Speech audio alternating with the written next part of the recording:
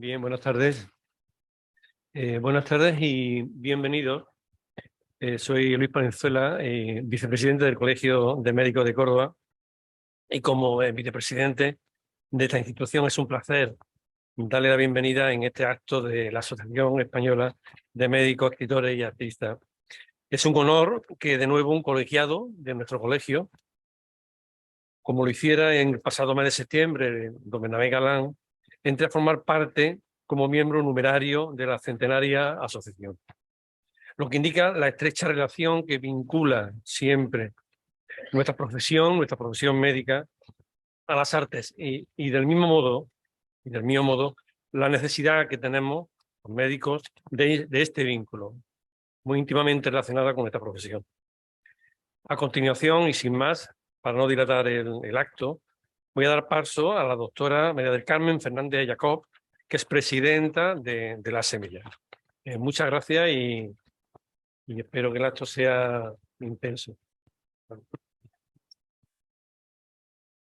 Bueno, pues muchas gracias. Buenas tardes. Es para mí un placer y un honor asistir como presidente de la Asociación Española de Médicos, Escritores y Artistas, ASEMELLA, a la realización del discurso de ingreso en nuestra asociación del doctor Manuel Romero Jurado.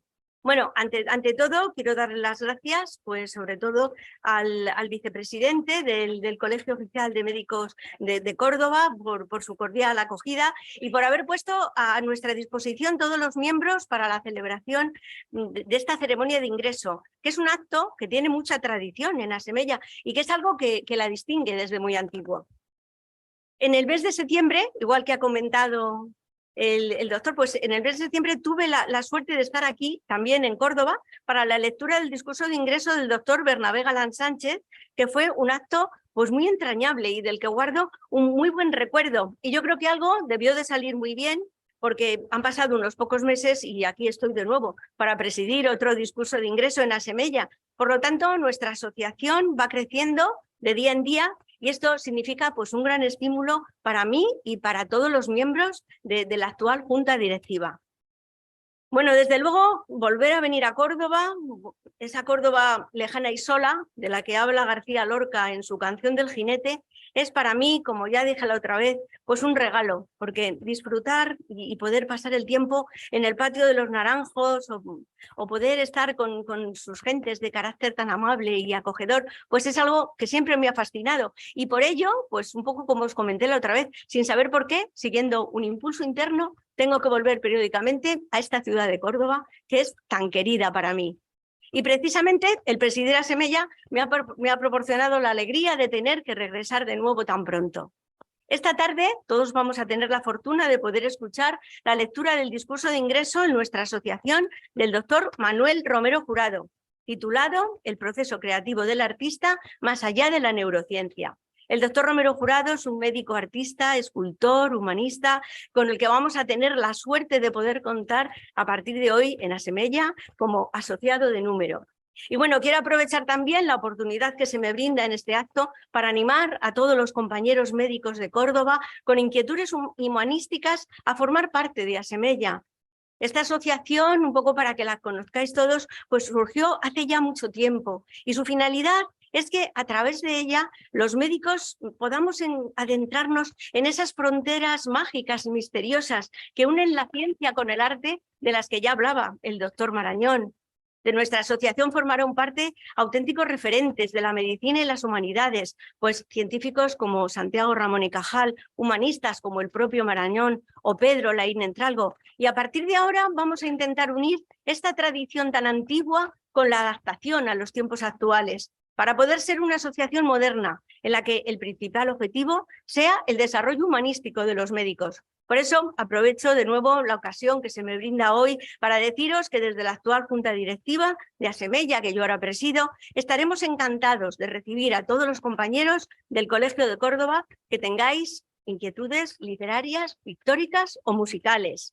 En los tiempos tan tecnificados para la medicina en que nos ha tocado vivir, el que los médicos podamos encontrar una vía de expresión de nuestras inquietudes artísticas es algo que no solo nos hará crecer y desarrollarnos como personas, sino también, y lo más importante, nos permitirá ser mejores médicos y poder atender aún mejor a nuestros pacientes.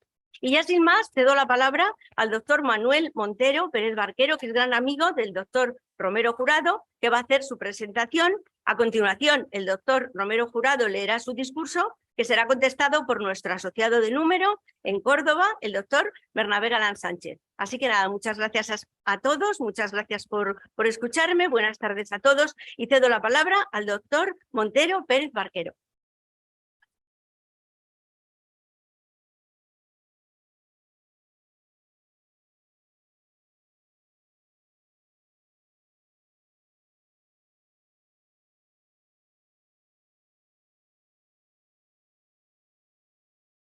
Buenas tardes. Es para mí un verdadero honor y un placer presentar a nuestro compañero Manuel Romero Jurado. Y voy a hacer una reseña de su currículum vitae, que podría ser mucho más extenso, pero en aras al tiempo lo haremos en brevedad. Manuel Romero Jurado es un médico, reumatólogo y humanista cordobés con ascendencia del pueblo de Dos Torres. Es doctor en medicina y cirugía, especialista en reumatología y máster en peritaje médico y valoración del daño corporal. Se licenció en medicina en el año 1995 y más tarde se especializó en reumatología por la vía MIR en el Hospital Universitario Reina Sofía, de Córdoba, donde yo tuve la oportunidad de conocerlo y ya denotaba su gran valía.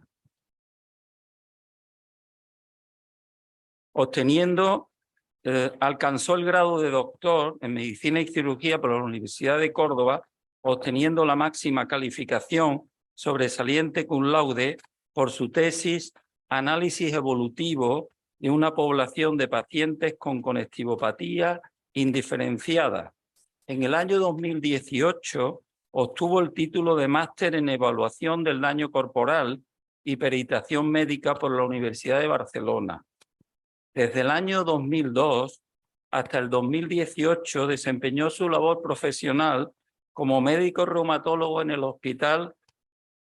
el complejo hospitalario de Jaén, y durante ese periodo formó parte de varias comisiones hospitalarias y también participó en labores formativas de médicos residentes y en centros de salud de atención primaria, además de desarrollar una labor de investigación.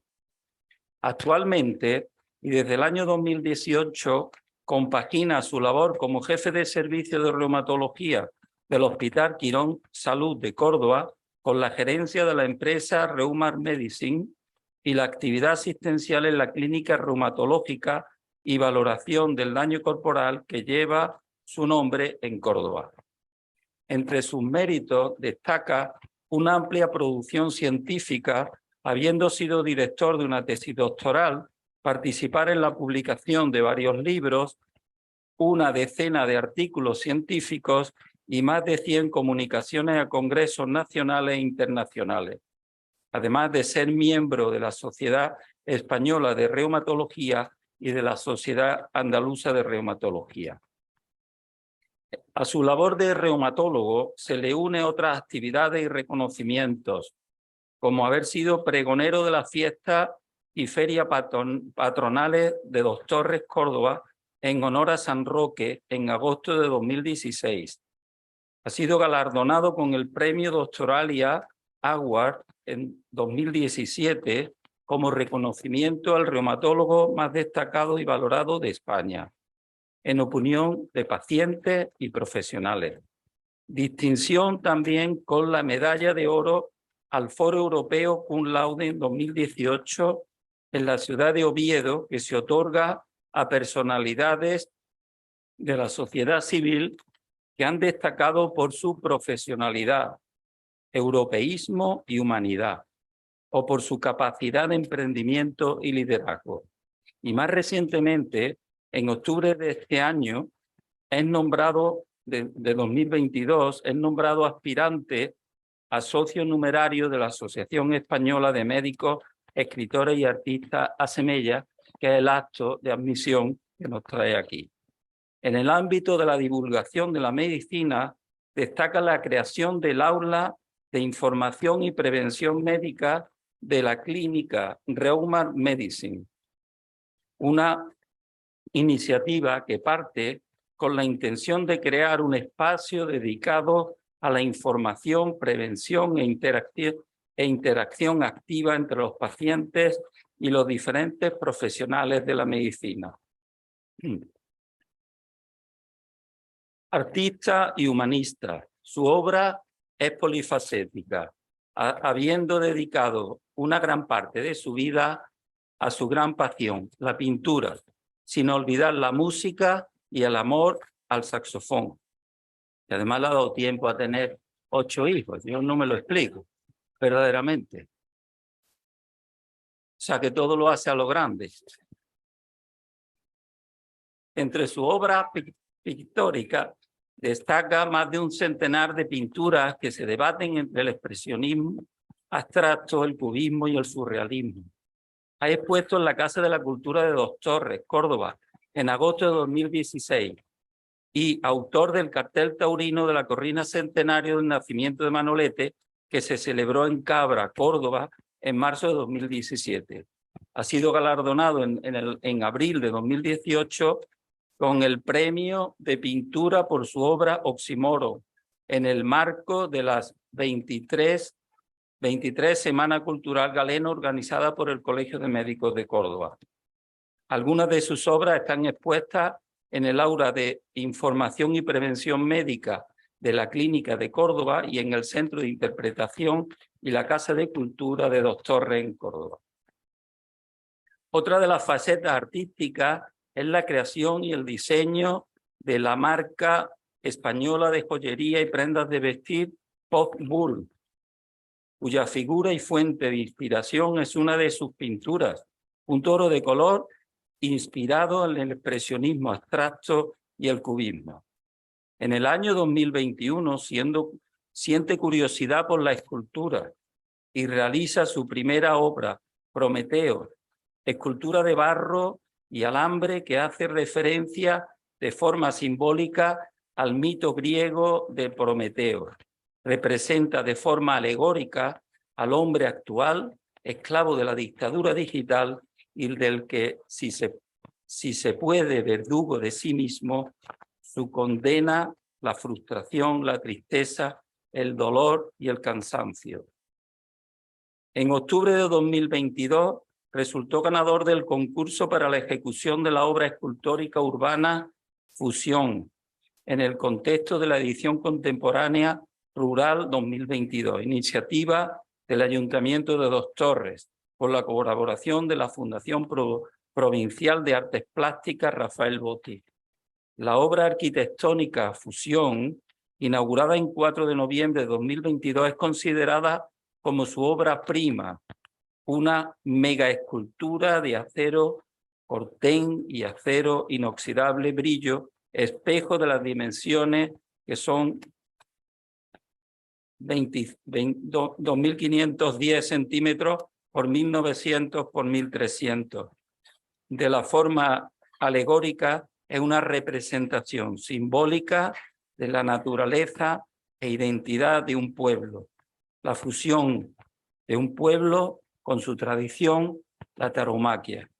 Y ahora ya no nos queda nada más que darle paso al doctor Romero, que nos va, seguro que vamos a disfrutar mucho con su exposición. Muchas gracias.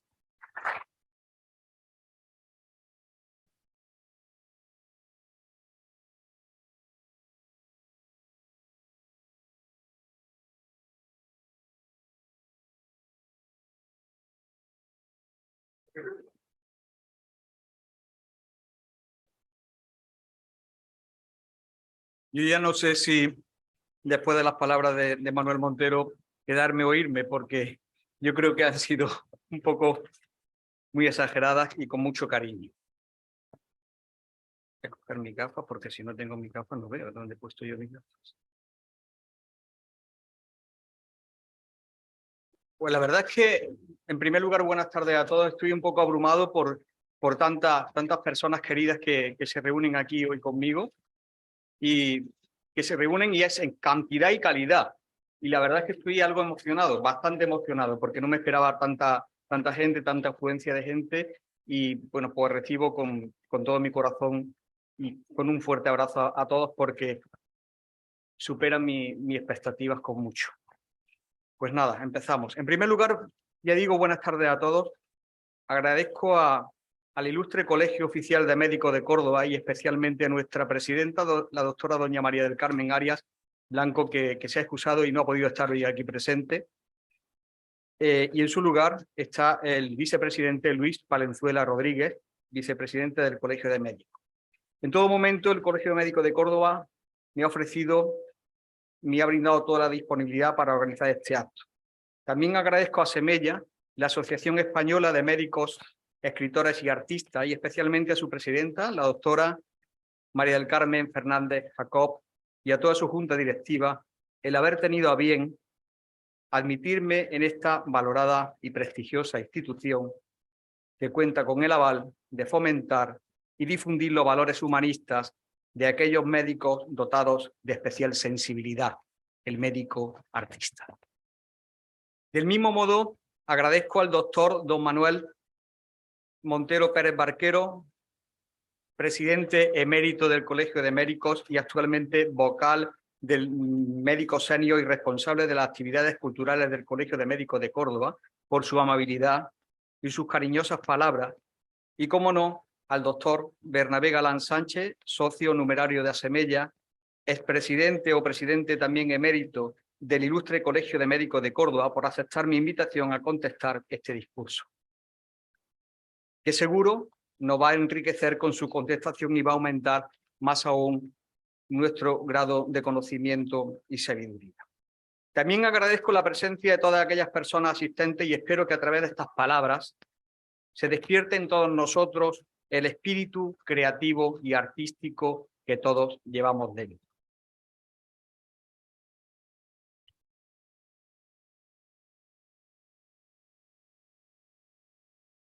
Entre los temas que han despertado mi interés y curiosidad en el último tiempo se encuentran los relacionados con las cuestiones no resueltas del llamado proceso creativo, y en particular lo que sucede en la mente del artista.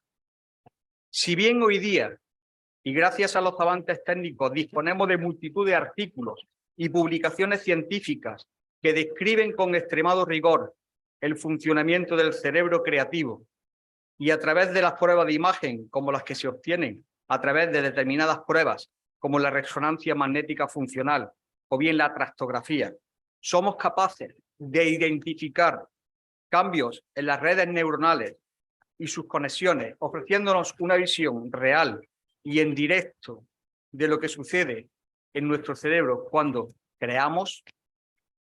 No obstante, existen lagunas de conocimiento que hasta el momento no han encontrado una respuesta desde la neurociencia. De ahí que el sentido de esta reflexión de mi discurso vaya más allá de los aspectos puramente científicos, que si bien vislumbran parte del proceso creativo del artista, en mi opinión, ofrecen una visión parcial, pues desestiman una fuente importante del conocimiento, la intuición. Sin esta resulta imposible dar una explicación completa y real al proceso creativo.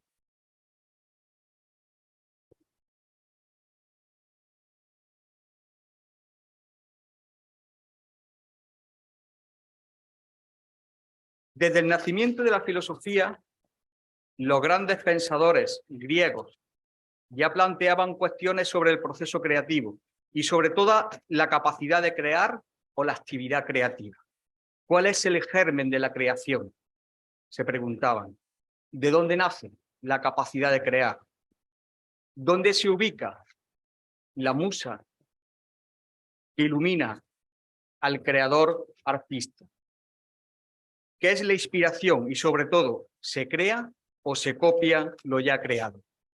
Platón filósofo del siglo IV a.C., uno de los grandes filósofos de la Edad de Oro de la Grecia antigua.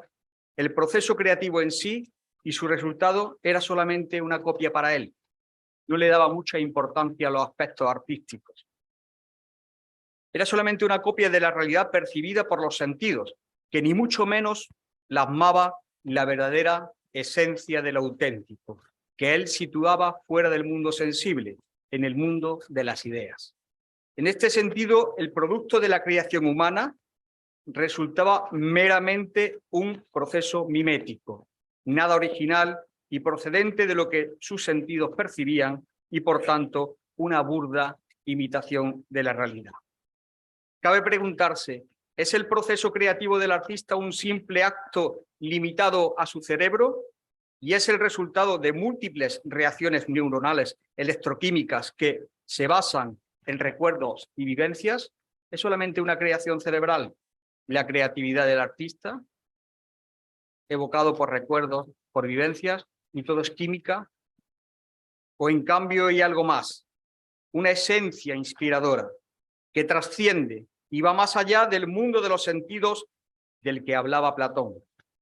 En este caso, el artista estaría dotado de una especial sensibilidad y es capaz, por un instante, de hacer permeable la fina membrana que separa el mundo tangible del intangible, aquel donde habitan las musas y el alma del artista, y conectarse con esa verdadera esencia. Si nos basamos exclusivamente en el punto primero, donde todo es una creación cerebral y química, todo acto creativo es el resultado de múltiples procesos químicos y eléctricos que suceden en nuestro cerebro y en sus redes neuronales. En este sentido, podríamos caer en lo que se conoce como cientificismo y dejar de lado otras fuentes de conocimiento. El término cientificismo es aquel que se utiliza para dar validez solo y exclusivamente a lo que hasta el momento puede aplicarse empíricamente a través del método científico y, como consecuencia, negar la existencia de todo lo demás, aquello que aún no se ha podido explicar por el método empírico o el método científico, no existe. En mi opinión, el cientificismo es una de las idolatrías de la modernidad, donde su corazón reside en una visión cosmogónica única y exclusiva del empirismo, demostrable hasta el momento, excluyendo otros puntos de vista del conocimiento como el conocimiento filosófico. En este primer cuarto del siglo XXI, sin duda, ya debe de quedar lejos el pensamiento cartesiano, que introdujo René Descartes durante el siglo XVIII, defendiendo la tesis que solo lo verdadero es aquello que se conoce a través de la razón. Y más aún, su famosa frase, cogito ergo sum, pienso luego existo. En este sentido, el pensamiento exclusivamente racionalista, que a su vez depende de los avances técnicos, habría negado la existencia, entre otras, de las ondas gravitatorias, hasta que en el año 2015 fueron descubiertas, por primera vez observadas. En cambio, las ondas gravitatorias ya existían desde el comienzo de la creación. Y paradójicamente fue Albert Einstein quien 100 años antes intuía y predijera su existencia.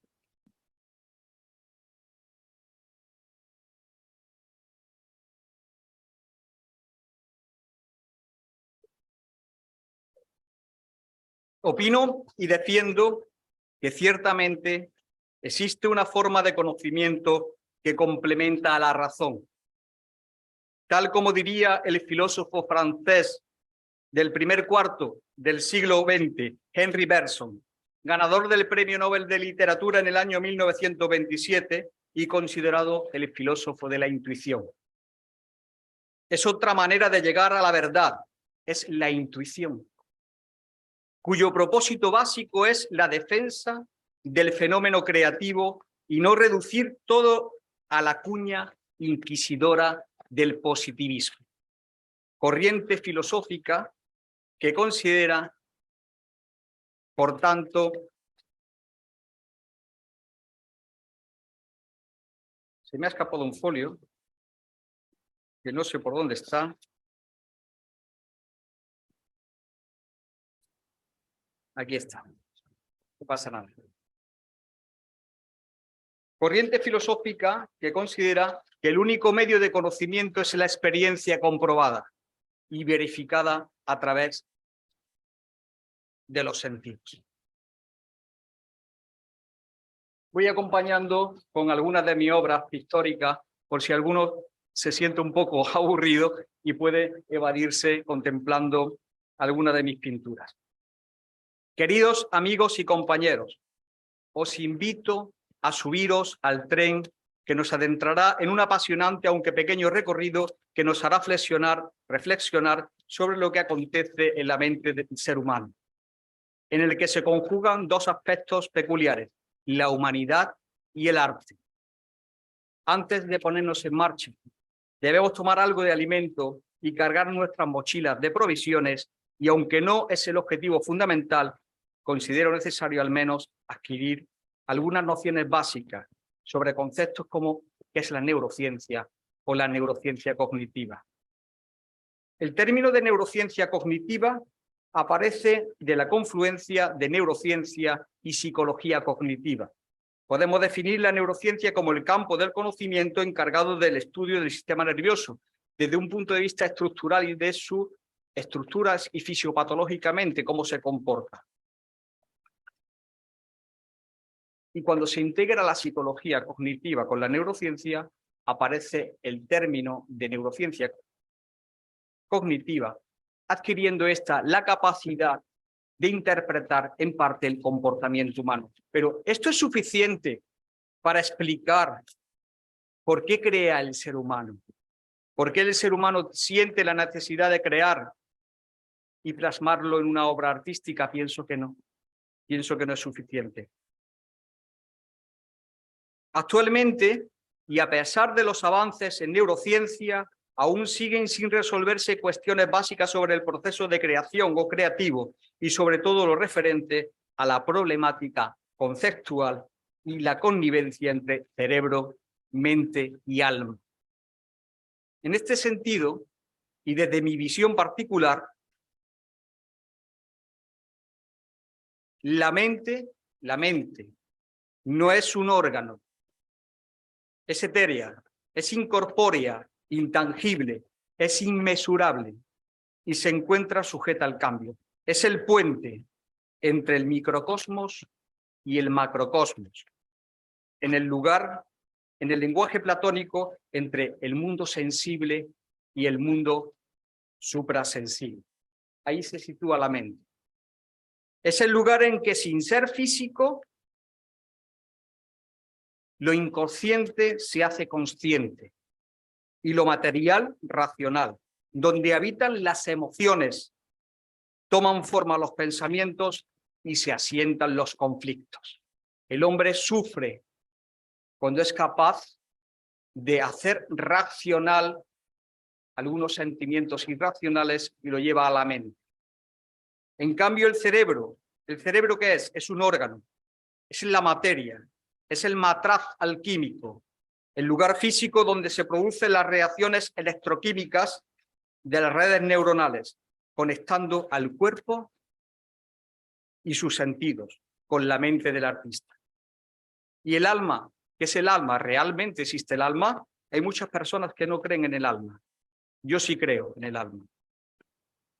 Para muchos es el desvarío del lunático, para otros como yo es lo inmortal, la esencia del ser, lo más sutil, lo que habita cercano a Dios y a las musas, fuente de toda inspiración. El alma tiene línea directa con la mente, impregnándola de su luz o bien de su tiniebla.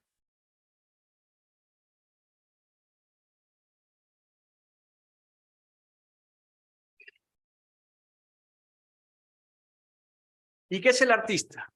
¿Y qué es el arte? A lo largo de la historia, aún hoy en el siglo XXI no hay un consenso para definir el arte, ni siquiera el artista, por eso yo lo puedo definir como a mí me parezca. Y a mí me parece definirlo de la siguiente manera.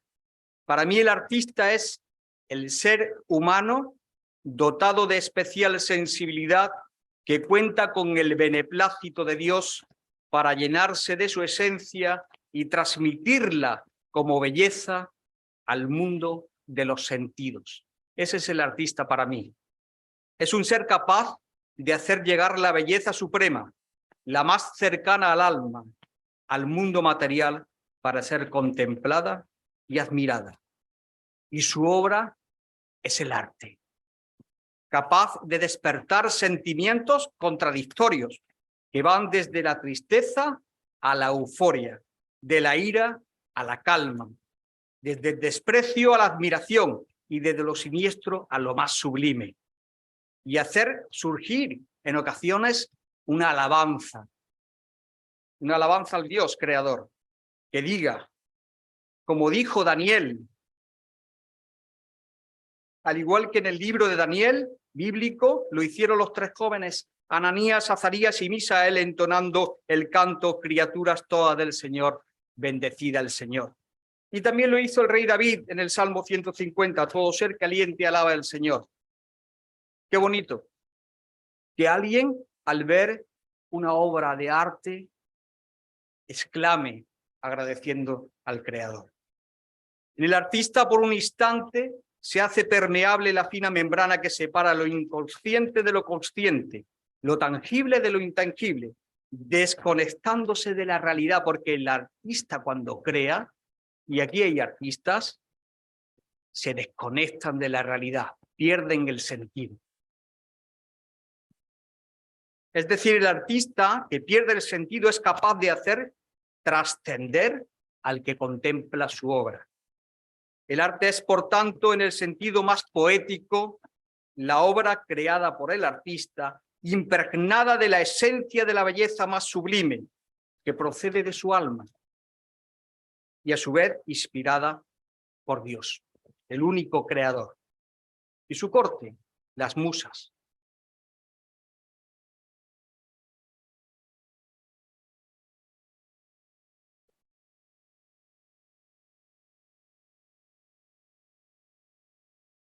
Para entender el significado de este término, vamos a empezar a hablar ahora del proceso creativo en sí. Pero para entender el significado de este término debemos conocer la definición que separado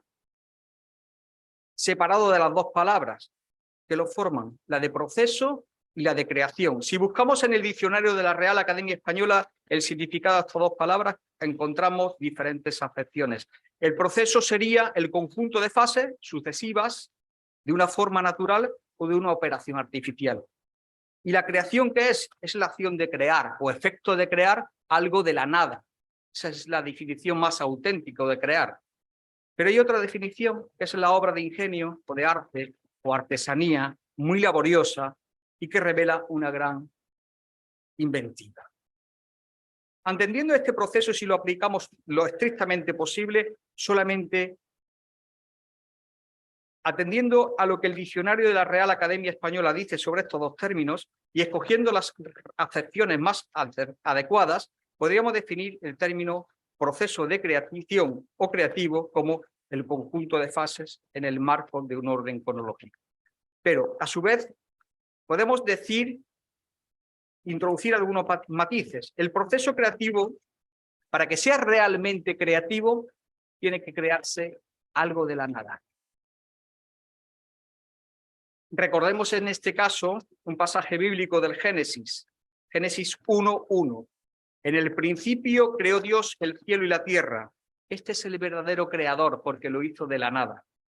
En este caso, antes de la culminación del proceso creativo de Dios que se traduce en la creación del universo, había nada. Solo Dios existía sin haber sido creado y aún así omnipotente para crear sin el sustrato de la materia, entendiendo como materia todo aquello que se encuentra bajo la influencia de las cuatro fuerzas de la naturaleza. Este tipo de creación, a mi juicio, a mi juicio, es el único que merece llamarse proceso creativo. ¿Y qué sucede, en cambio, cuando en el proceso creativo interviene el hombre? Aquel sujeto, aquel proceso de creación sujeto a la participación del hombre, necesita de una materia para crear algo, que se convierta en otro algo. En este sentido, nos ajustaremos más bien a la acepción de la definición de obra de ingenio. Y se ajustaría muy bien al término de transmutación, que es convertir algo en otro algo. Pero para no complicar la cosa, vamos a seguir hablando de proceso creativo del artista, el que participa también el hombre. ¿Y cuáles son las fases del proceso creativo del artista? ¿Se produce espontáneamente o hay una serie de fases? En mi opinión, son estas. Y ahora entraré a comentarlas.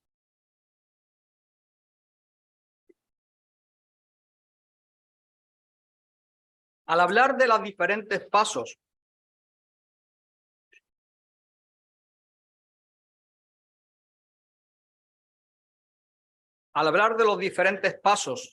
enmarcados en el tiempo y espacio del proceso creativo, nos referiremos a estas 4 fases.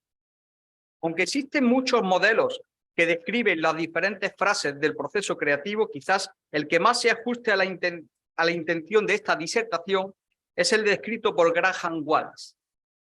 Según Wallas, el proceso de creación consta de 4 etapas. La preparación, la primera. La incubación, la segunda. La iluminación y la verificación. Todas ellas necesarias y secuenciales en el tiempo.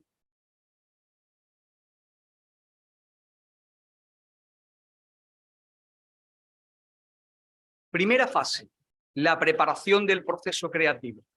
Sería el principio del proceso. En la mente de la persona aparece el interrogante acerca de un problema o cuestión y a su vez una necesidad de resolverlo. Aparece el gusanillo. En la mente del artista se crea la necesidad de pintar un cuadro, de escribir un libro, de hacer una escultura o cualquier otra cosa, pero no tiene ni idea de cómo hacerla hasta ahora. Emerge el gusanillo de dar respuesta a algo, la motivación necesaria para perseverar en la elaboración de la obra que demanda una necesidad. Se trata de un proceso puramente racional y consciente, donde se plantean los pros y los contras. En ella, el sujeto comienza a documentarse sobre el tema que le preocupa, busca información, se prepara, aprende la técnica y comienza el entrenamiento. Esa sería la primera fase de la preparación. La siguiente sería la incubación, etapa puramente inconsciente y no voluntaria por definición. Aparece una desconexión del problema. El artista, el hombre ingenioso, no sabe cómo resolver el problema y empieza a darle vueltas y a veces hay que desconectar para que aparezca la solución. El artista creador se aleja del problema y del interrogante que motivó el inicio del proceso, toma distancia, lo envía de una forma inconsciente al olvido. Se madura la idea sin la participación voluntaria de la razón. Nuestro cerebro necesita un tiempo, es como si trabajase de forma autónoma. En esta etapa el tiempo es variable. ¿Y cómo resolverlo? En términos neurológicos podríamos decir que el cerebro trabaja de forma autónoma para resolver algo pendiente. No le gusta a nuestro cerebro tener nada pendiente de resolver y algunas veces la solución aparece incluso cuando dormimos. Y esto me recuerda a uno de los salmos bíblicos, cuando dice que en vano se cansan los constructores porque Dios da el pan a sus amigos mientras duermen. La siguiente etapa es la etapa de la iluminación o la inspiración. Es el momento mágico el cerebro del artista es acariciado por el soplo de las musas. Aparece la luz de manera instantánea. El cerebro racional se ilumina y las neuronas de la creatividad despiertan de su letargo como la vida lo hace en primavera. De repente, todo toma sentido. Es la chispa detonante del grito del creador, eureka. Como si por un instante se deshiciese la membrana entre dos mundos y dejara pasar una brisa divina cargada de ideas. El final de este momento es la materialización de la obra. Y por último se encuentra la verificación. Se analiza de forma racional la idea final obtenida tras la iluminación. Es una etapa puramente consciente donde el artista somete las consecuencias de ejecutar o no ejecutar la obra. Este punto es semejante a una encrucijada donde se debe elegir entre seguir un camino u otro a la luz de lo revelado previamente por la inspiración.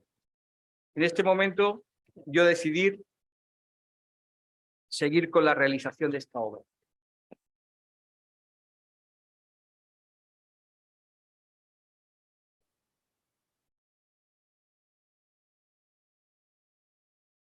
Y aquí voy a entrar en un tema un poco peligroso y más profundo aún. El porqué de la necesidad de crear del artista. El verdadero artista, su voluntad consciente le impone crear. En él coexiste una necesidad imperiosa que brota del alma. No es un antojo, el artista no cree porque tenga un antojo. Es mucho más profundo. Un remedio que apaciente su mente inquieta.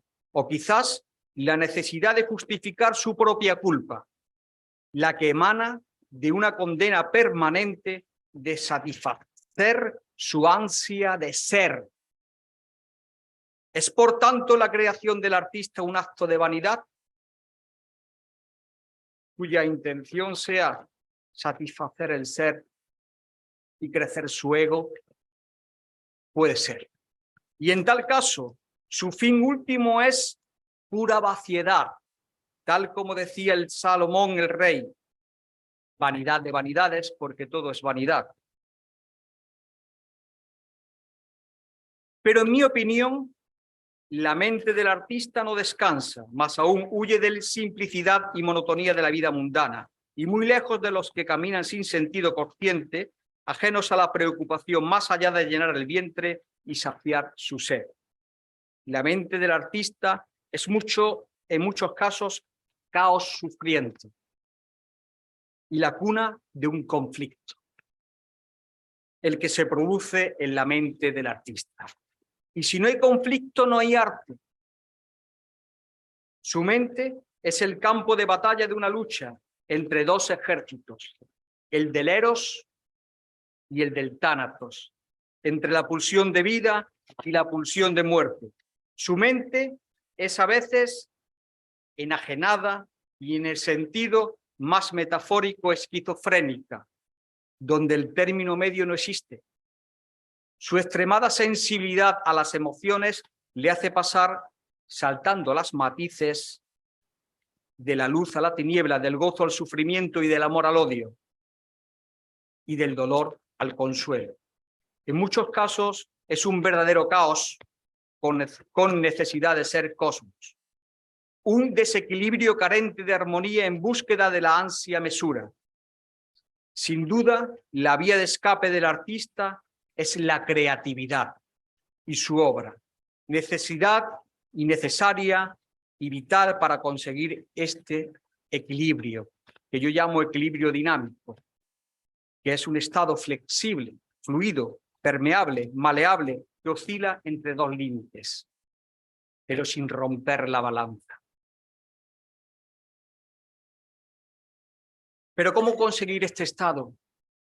La mejor manera, a mi entender, sería disipando el humo del furor de la batalla, la que se libra en la mente del artista, y haciéndolo aún en su dificultad como una brisa suave, o batir de las olas en la playa de un mar en calma, constante y en silencio.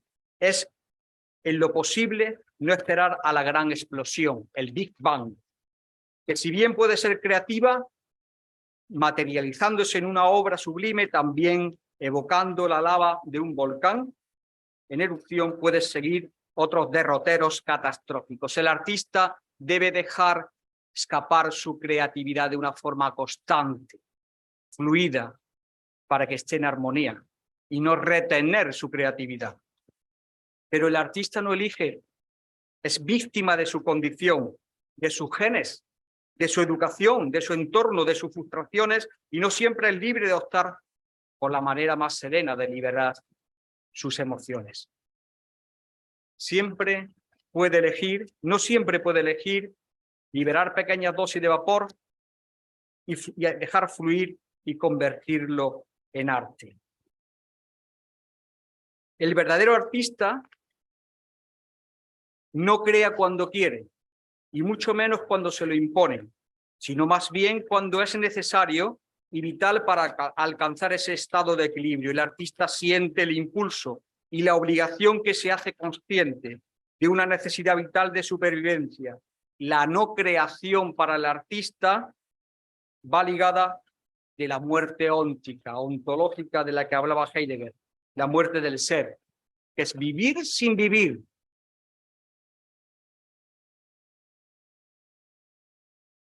Esta muerte es sin duda el verdadero y más temido terror al que se enfrenta la mente del artista.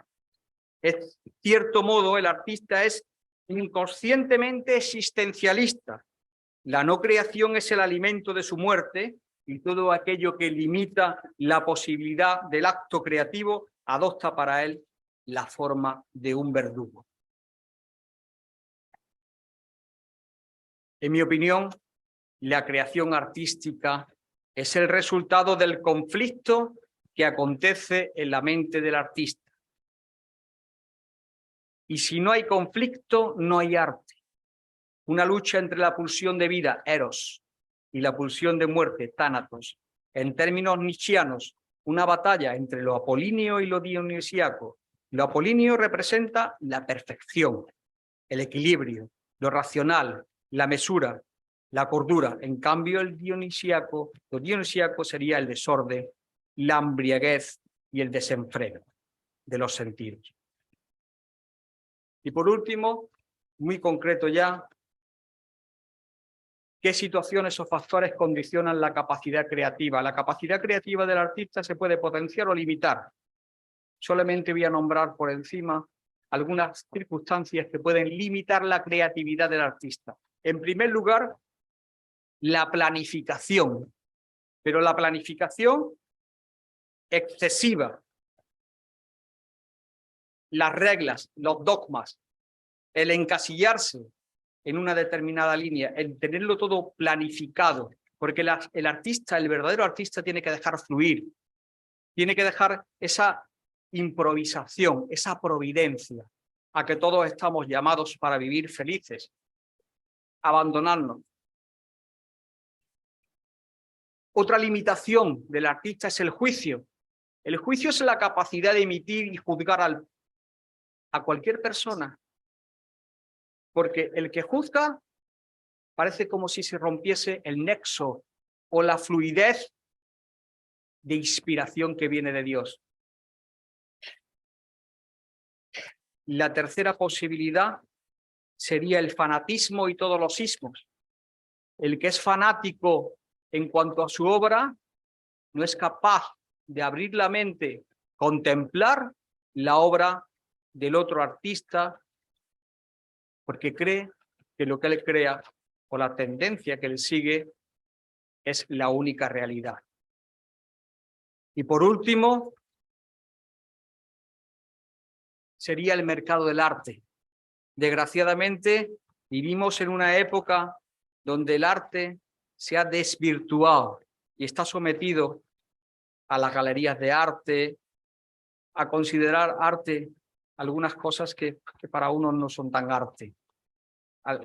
El arte, incluso hay artistas que se han prostituido en su obra y han perdido esa conexión y esa esencia para manifestar lo que realmente siente, por aspectos económicos. Y sin más, me gustaría finalizar este discurso, que espero que no haya sido aburrido para vosotros, con esta frase: toda creación humana es efímera. Solo Dios de la nada es capaz de crear para la eternidad. Muchas gracias a todos.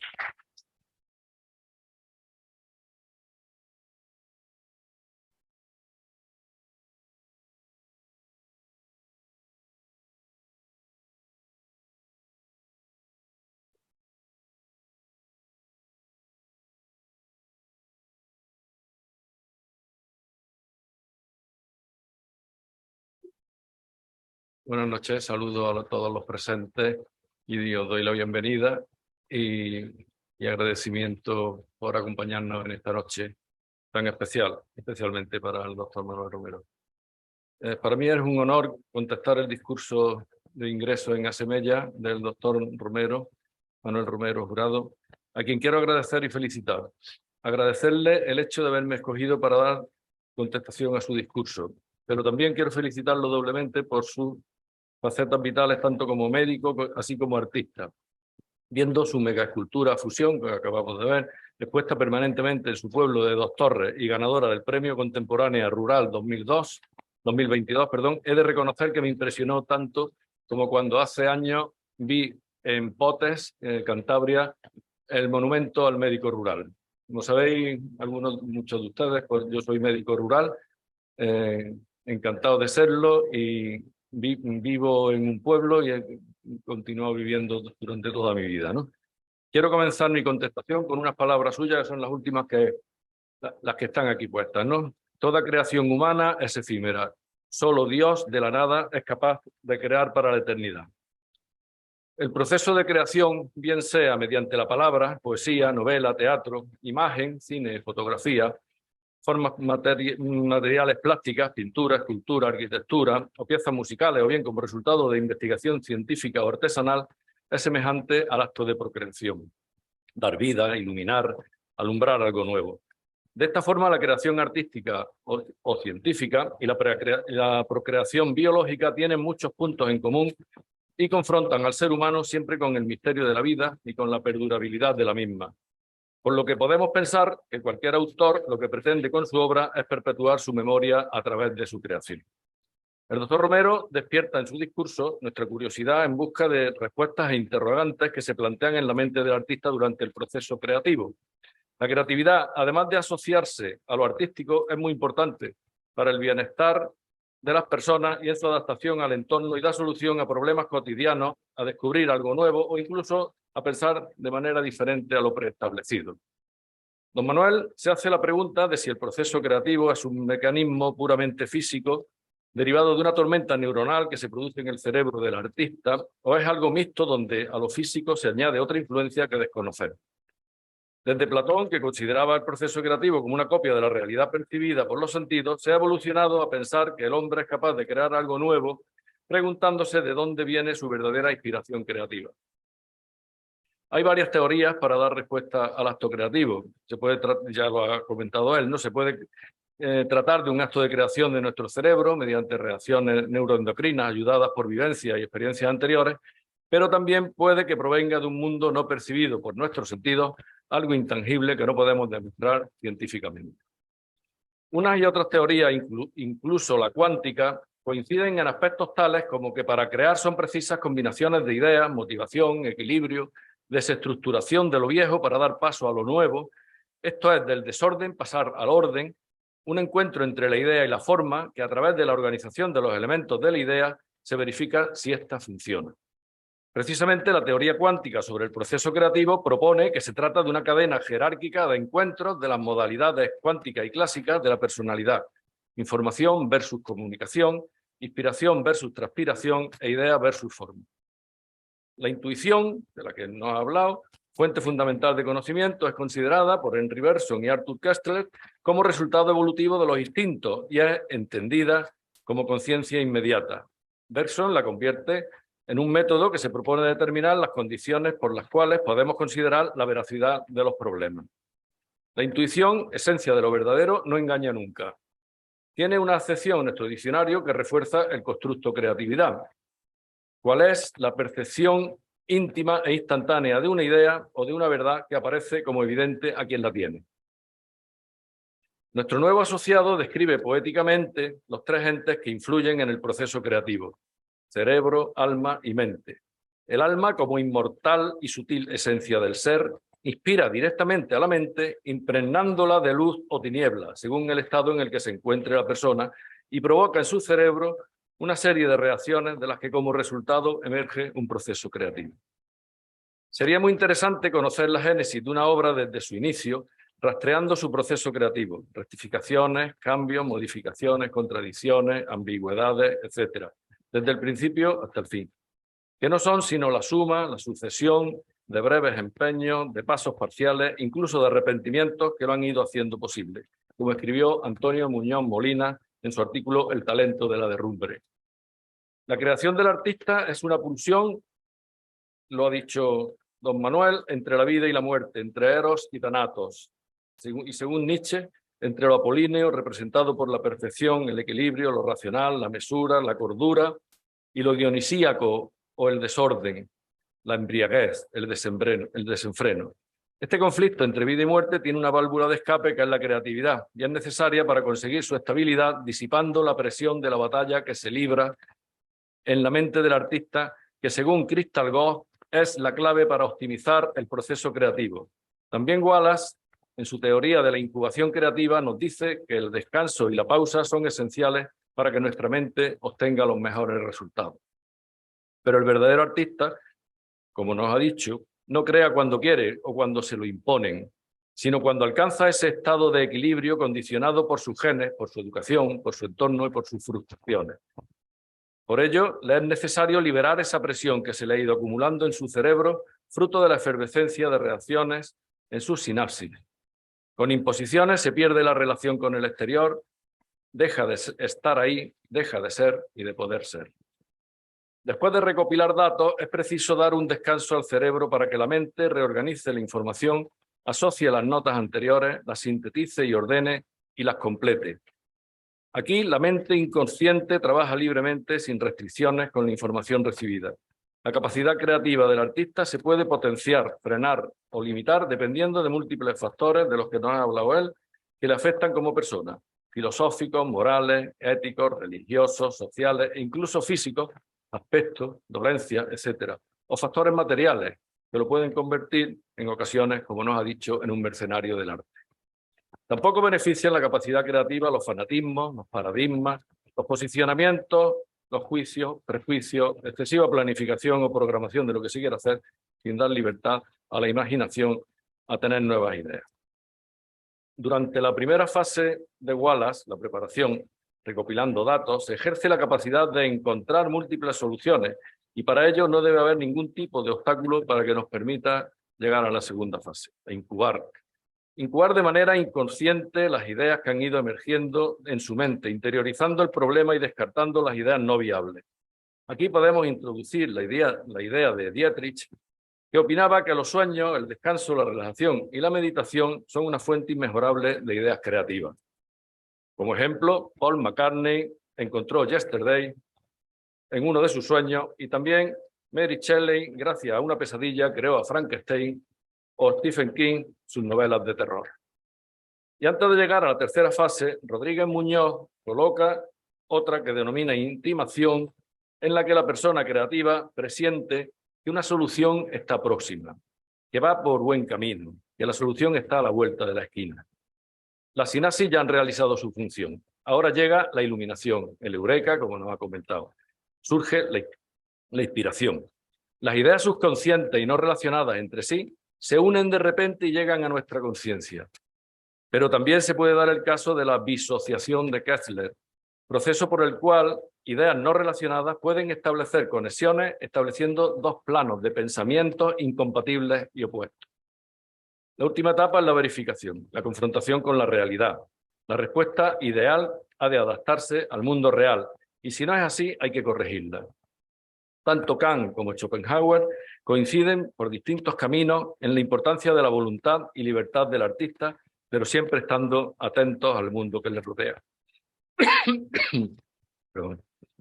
Hemos visto que la creatividad exige un mínimo de organización y de coherencia mental, pero hay ejemplos que contradicen esto, como son los casos de Van Gogh, sobre el que pesa el mito negro del esquizofrénico, o el caso de John Miró, como muestra de cómo un estado de ánimo depresible, inestable, bipolar, puede estar ligado a una enorme capacidad creativa.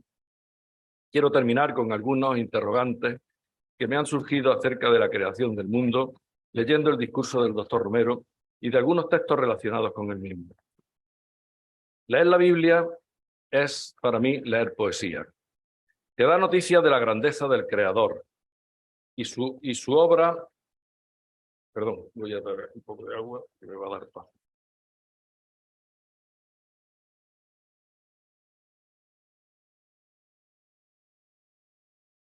Como decía, es leer poesía, que te da grandeza del Creador, de su obra, y que de alguna manera despierta en el observador no solo sentimientos, sino también se llena de su esencia y los transmite al mundo de los sentidos.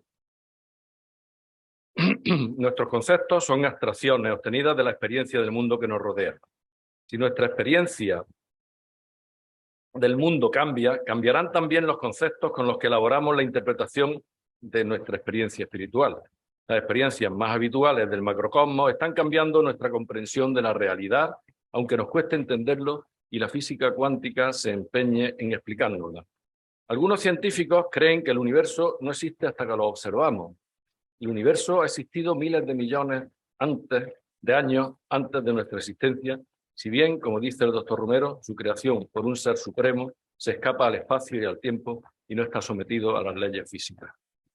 Con la ayuda de la teología cuántica podemos intuir el sentido de muchos versículos de la Biblia, a los que yo, al menos, no consigo dar explicación. Conocer a Dios, no como nos lo describen las distintas religiones, antropomorfo, humano, benevolente a veces, severo en otras ocasiones, no.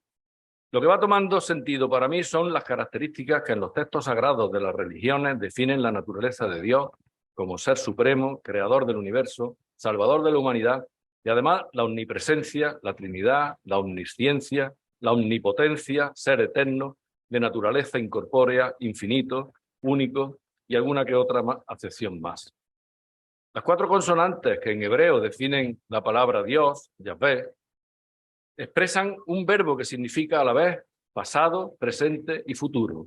O sea, que Yahvé significa el que es, fue y será, que en terminología cuántica podría ser una superposición de todos los estados posibles, el ser en todos los estados, dimensiones y tiempos simultáneamente. Termino ya con unas palabras de Richard Cohn Henry, profesor de Física y Astronomía de la Universidad de Johns Hopkins, en su obra El universo mental. Si pensamos en la posible conexión entre la física cuántica y la espiritualidad, podemos ver que la mente ya no sería ese intruso accidental en el reino de la materia, sino que se alzaría más bien como una entidad creadora y gobernadora del mismo. Para la creatividad solo basta ejercitarnos periódicamente, pero siempre partiendo de la base de que existe interés por nuestra parte, por lo nuevo, por lo desconocido, por lo no experimentado. Con el tiempo nos daremos cuenta de que el acto de crear es un ejercicio útil y diario que pone a prueba nuestra capacidad y que vale la pena integrarlo a la vida para que ésta sea distinta y novedosa cada día. He dicho. Muchas gracias. Enhorabuena.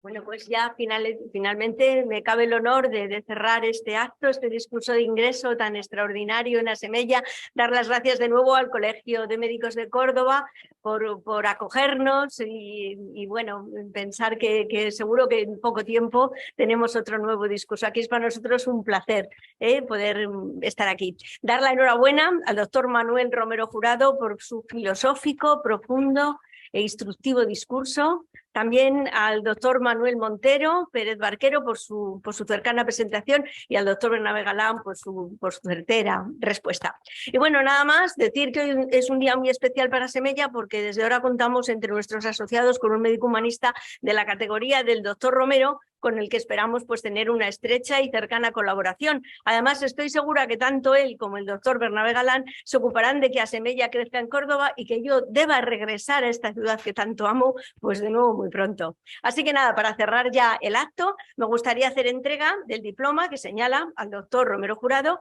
como miembro del número de Asemella. Así que enhorabuena, Manuel.